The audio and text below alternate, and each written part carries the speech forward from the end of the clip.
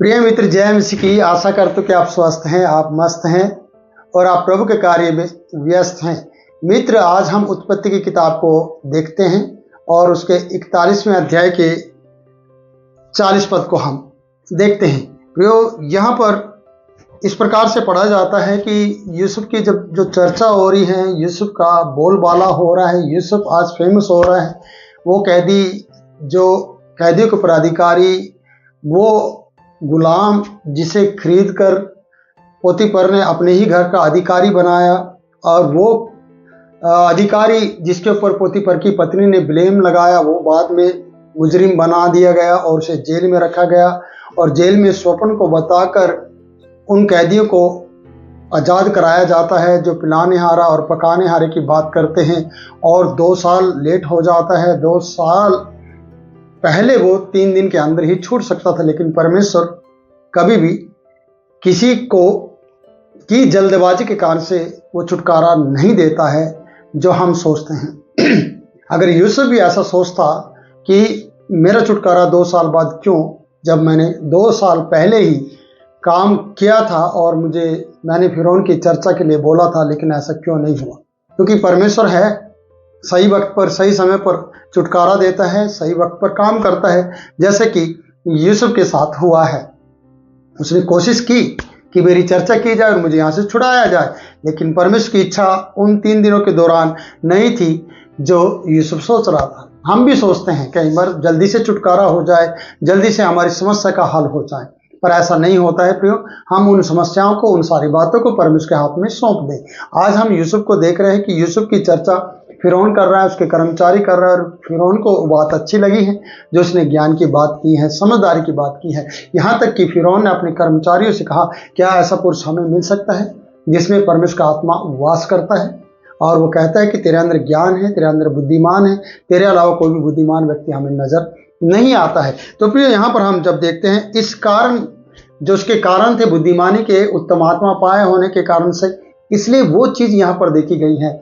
तो फिरौन कहता है, इस कारण तू मेरे घर का अधिकारी होगा। सचमुच में आपके घर का अधिकारी वो व्यक्ति बनेगा प्रियो जो परमेश्वर की आत्मा रखता हो। आज फिरौन इस बात के लिए आप सोच रहे होंगे, मेरे घर का अधिकारी क्यों बने? क्या बार हम अपने ही घर के अधिकारी होते हुए भी ज्ञान ना रखने के कारण से भिखारी बन जाते हैं। कई बार हम अपने ही घर को बर्बाद कर देते हैं। कहते हैं कि मूढ़ स्त्री अपने घर को अपने हाथों से गिरा देती है, ढा देती है। बुद्धिमान स्त्री, आप सोचना, बुद्धिमान स्त्री अपने ही हाथों से अपने घर को बनाती है। तो यहाँ पर यूसुफ को परमेश्वर ने बुद्धि दी है, समझ दी है, वो अपने घर को बना रहा है। भाइयों ने तो उसे गिराने की कोशिश की, उसे मारने की कोशिश की, बेच दिया गया, खत्म कर दिया गया सब कुछ, लेकिन क्या ऐसा हुआ? क्योंकि परमेश्वर बुद्धि दे रहा था, परमेश्वर संभालता, और परमेश्वर इस प्रोसीजर से, इस परिस्थितियों से उसे निकाल रहा था। और आज वो समय आ गया है कि फिरौन से ये बात कह रहा है, क्योंकि इस कारण से, कारण क्या है? उसके अंदर ज्ञान है, बुद्धि है, समझ है, स्वप्न देखना और स्वप्न का फल बताना उसके अंदर पाया जाता है। उसके अंदर परमेश्वर देखा जाता है, परमेश्वर की महिमा उसके अंदर देखी जाती है। और वो जवान है, उसे लगभग प्रियो 17 साल की उम्र में आया और लगभग 13 साल उसने दुख उठाया। और वो इस तरीके से, यहां पर हम देखते हैं कि वो 30 साल का हो चुका है। अब सोचो प्रियो, कितना दुख है। और हम अचानक से वो पद पाने की कोशिश करते हैं जो अभी टाइम लगेगा हमें मिलने के लिए, या हमें परमेश्वर दिलाना चाहेगा, नहीं, वो उसकी मर्जी है। और हमें ज्ञान रखना चाहिए, हमें समझ रखना चाहिए, हमें उसके लिए हमेशा तैयार रहना चाहिए। जैसे कि हम यूसुफ को देखते हैं, हम 40 पद में पढ़ते हैं, इस कारण तू मेरे घर का अधिकारी होगा। इस कारण से, ज्ञान बुद्धि के कारण से, परमेश्वर की आत्मा के कारण से जो तेरे अंदर पाया जाता है, इसलिए तू मेरे घर का अधिकारी होगा। देखना प्रियो, कहां वो पोतीफर के घर का अधिकारी था, कहां वो जेल में अधिकारी था, अब पूरे देश का अधिकारी, फिरौन के घर का अधिकारी और देश का अधिकारी भी हम देखते हैं। यहां पर देखते हैं, तेरी आज्ञा के अनुसार मेरी सारी प्रजा चलेगी। क्या तो पोतीफर उसे जेल में डालकर सजा दे रहा था, आज फिरौन उसे आशीष दे रहा है, आज फिरौन उसे अधिकार दे रहा है, आज फिरौन उसे सारी बातें कह रहा है कि मेरी प्रजा तेरी आज्ञा के अनुसार चलेगी, तू मेरे घर का अधिकारी होगा और तेरी आज्ञा के अनुसार मेरी सारी प्रजा चलेगी। केवल राजगद्दी के विषय में मैं तुझसे बड़ा रहूंगा, केवल राजगद्दी के विषय में मैं तेरे से बड़ा ठहरूंगा, बस इतना है। बाकी सब कुछ तेरे हाथ में रहेगा, प्रजा भी तेरी मर्जी से चलेगी।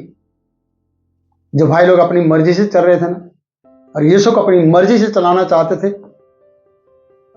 जो पोतीफर की पत्नी उसे अपनी मर्जी से चलाना चाहती थी, और बहुत से लोग होंगे जो उसको मिले होंगे, वो जो अपनी मर्जी से उसे चलाने की कोशिश कर रहे थे, उसने अपनी मर्जी से चलने की कोशिश नहीं की। आज इसकी मर्जी से सारे जरूर चलेंगे, क्योंकि ये परमेश्वर की मर्जी से चल रहा था, परमेश्वर की इच्छा से चल रहा था।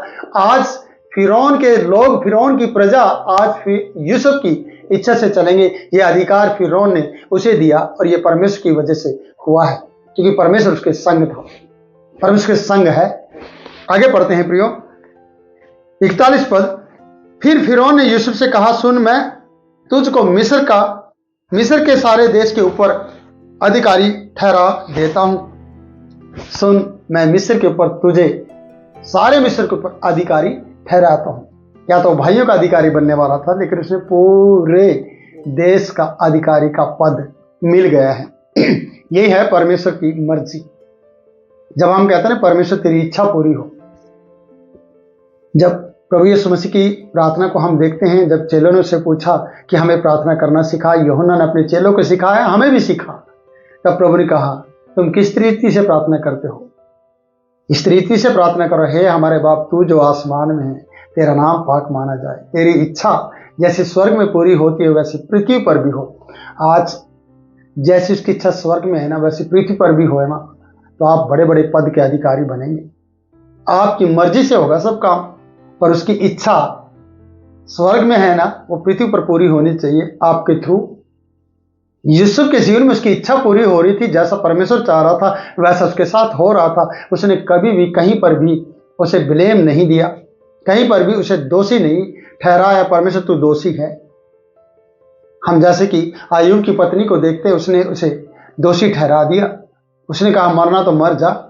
हम मिकल को देखते हैं जो दाऊद का मजाक कर रही है, वो परमेश्वर के लिए नाच रहा है और उसे निकम्मा कह रही है, उसे मन ही मन तुच्छ जान रही है।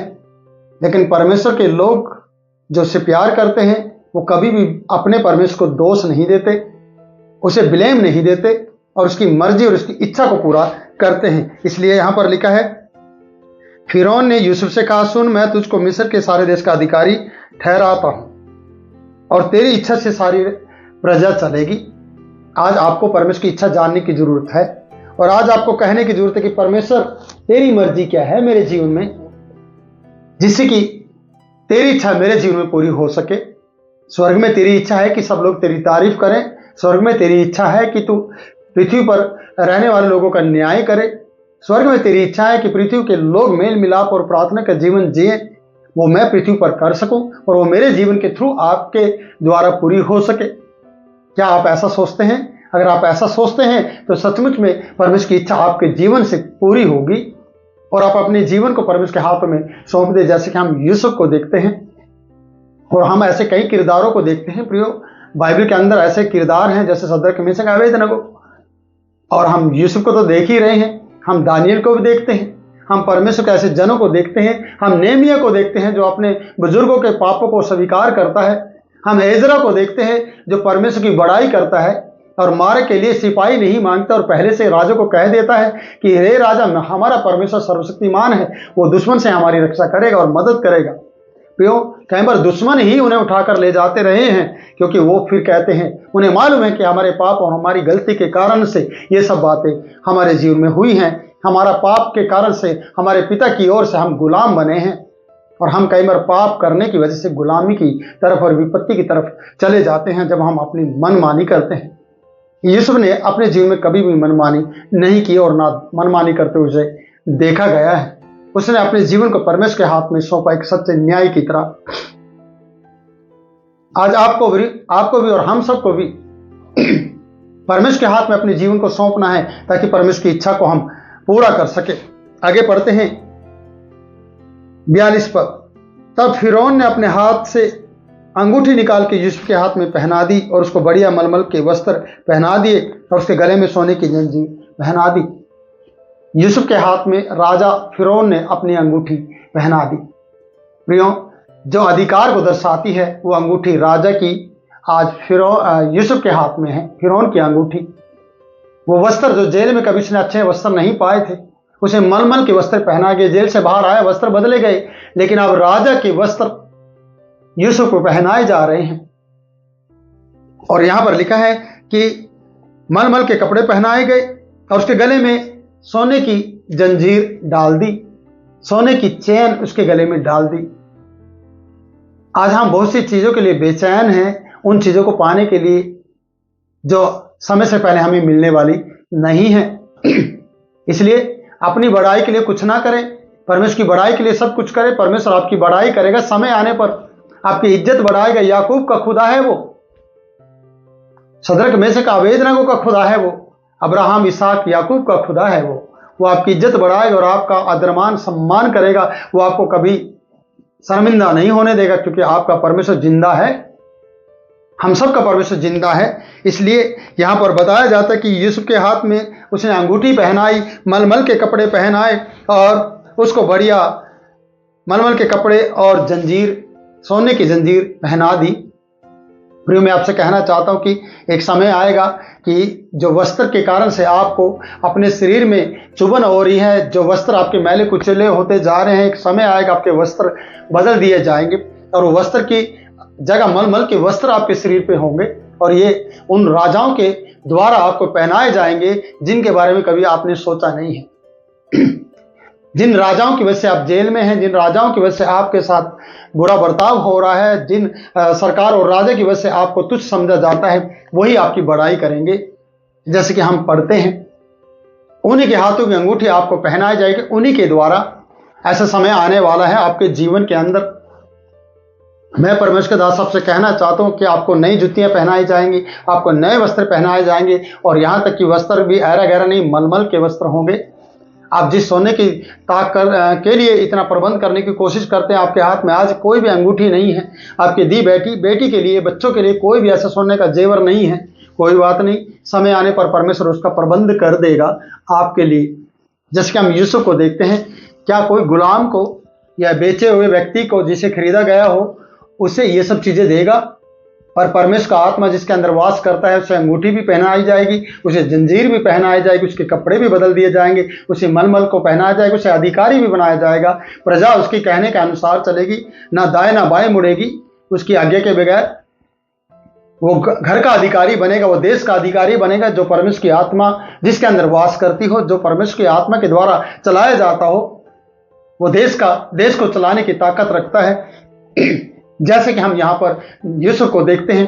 प्रियो, क्या आपके अंदर परमेश्वर का आत्मा वास करता है? अगर आपके अंदर परमेश्वर का आत्मा वास करता है तो आप देश को चलाने की ताकत रखते हैं और राजा महाराजा आपके ऊपर आश्रित होंगे और वो आपके द्वारा आपको अधिकार देकर आपके द्वारा अपना देश को चलाने के लिए आपको जिम्मेवारी देंगे और आपको अधिकारी बनाएंगे। इसलिए बहुत से ऐसे घरों का अधिकारी परमेश्वर आपको बनाने जा रहा है, ऐसे बहुत से आपको जिम्मेवारियां देने जा रहा है जिसके लिए आपको तैयार किया है, जिसके लिए आपको दुख दिया गया है, जिसके लिए आपकी अवहेलना हुई है या आपको ताने मारे गए हैं। जैसे कि हम हन्ना को देखते हैं, पनीना के द्वारा उसे ताने मारे गए, लेकिन परमेश्वर ने उसको ज्यादा बच्चे हुए पनीना को, लेकिन परमेश्वर ने उसे एक ही बच्चा दिया था और उस बच्चे को लिए आशीष का कारण बना। बाद में और बच्चे दिए गए, वो बाद की बात है, लेकिन उससे जो पहला बच्चा दिया गया आप उसे जानते हैं, जो शमूएल के रूप में संसार के अंदर राजाओं का अभिषेक करने वाला व्यक्ति बना, जो परमेश्वर की नजर में पवित्र रहा और परमेश्वर की आवाज को सुनने वाला व्यक्ति बना। जो एली नहीं सुन पा रहा था, वो शमूएल बच्चे के रूप में सुन पा रहा था परमेश्वर की आवाज को, क्योंकि पाप हमारे कान को और हमारी आंखों को अंधा कर देता है, हमारे बच्चों को भी अंधा कर देता है। पाप, मनमानी, परमेश्वर का ज्ञान ना रखना, परमेश्वर का वचन ना पढ़ना हमें परमेश्वर से दूर ले जाता है। जैसे कि हम देखते हैं, आज मैं आपसे कहना चाहता हूं कि यहां पर अगर आप अधिकारी की चाहत रखते हैं तो प्रियो, पहले परमेश्वर के लिए अपने आप को संसार से अलग करते हुए आपको समय बिताना होगा कि आप परमेश्वर के साथ अपना समय बिताएं। इसलिए यहां पर 42 पद में उसके गले में हम सोने की चैन को देखते हैं, उसके शरीर पर मलमल के कपड़े को देखते हैं, उसकी उंगली में राजा की अंगूठी को देखते हैं और सारे अधिकारों को देखते हैं कि उसे मिस्र का अधिकारी ठहरा दिया गया है।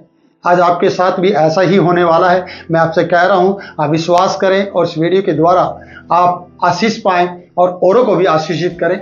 इस वीडियो को लाइक करें, शेयर करें, हमारे चैनल को सब्सक्राइब करें। मैं आपके विश्वास को बढ़ाने की बात कर रहा हूं प्रियो। आपके दिन बदलने वाले हैं, आपके दुख जाने वाले हैं, आपके कलेश और परेशानियां जाने वाली हैं। मैं आपसे कह रहा हूं, आप विश्वास करें और आप वचन पढ़े ज़्यादा से ज़्यादा और अपने अंदर से परमेश्वर को दिखने दे। परमेश्वर आपके अंदर से दिखाई दे और लोग परमेश्वर को जब देखेंगे तो आपकी जरूरत पड़ेगी उन लोगों को। तो आज आपका समय है, प्रभु आपको बहुतायत से आशीष दे। God bless you.